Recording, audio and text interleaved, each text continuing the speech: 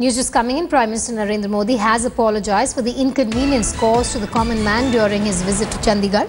Prime Minister Modi tweeted on the Chandigarh rally. He said, and I quote, an inquiry will be held and responsibility will be fixed for the inconvenience caused to the people of Chandigarh. The inconvenience caused to citizens in Chandigarh, especially shutting down of schools due to my visit, is regretted. It was totally avoidable, unquote. Manjeet Sehgal now joins me on the phone line. Manjeet, a clear apology coming in from the Prime Minister, but the big question is that who really arranged for the shutdown, quite literally, of the city for the Prime Minister? Was he not in the loop at all? Vedika, not only the students who are school going or the college or school students and the patients, but also the people who died within 24 hours faced lots of convenience as the security agencies had laid siege to the entire city, particularly the places where Prime Ministers convoy had to cross. So the orders to shut down the schools were issued by the Secretary Education, Sarbjit Singh.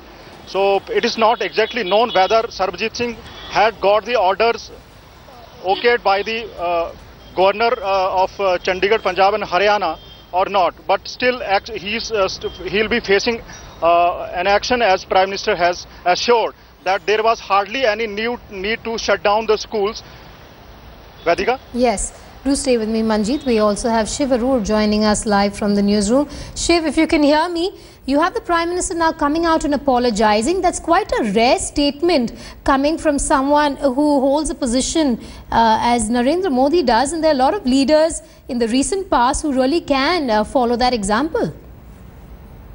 Vedika, the simple fact is, any number of people can say any number of things about the Prime Minister himself, his own VVIP trappings, but by just these two little tweets that Narendra Modi has actually put out, I think he's, set a pretty important example, especially at a time when, on virtually every single day, you see examples of politicians, indulging in what we can only describe as netagiri, followed by, stonewalling, refusing to express even a shred of humility or forget about apologize. Here you've got the Prime Minister of the country actually stepping forward and saying, I regret what happened. It was avoidable. It shouldn't have happened, especially schools actually closing, and therefore I have ordered an inquiry. Now, critics of Narendra Modi can step forward and say, he should have said this while he was there. He should have sorted it out while he was there. He shouldn't have announced this after the visit was actually over. But let's put things in perspective, Vedika.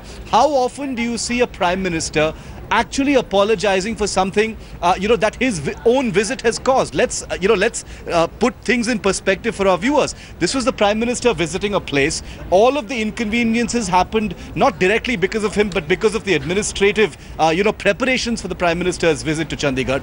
And yet, on his own Twitter handle, he's said that he regrets that this actually happened and that, it borders on an apology from a Prime Minister. On the other hand, like you said, you've got people like Chief Minister Fadnavis, Minister of State Kiran Rijiju, Siddaramaiah, Hema Malini, several other senior and junior politicians all across the country, who've been allegedly involved in what we can describe as netagiri or doing things, or the Lal Batti culture where they've inconvenienced, citizens in other parts of the country.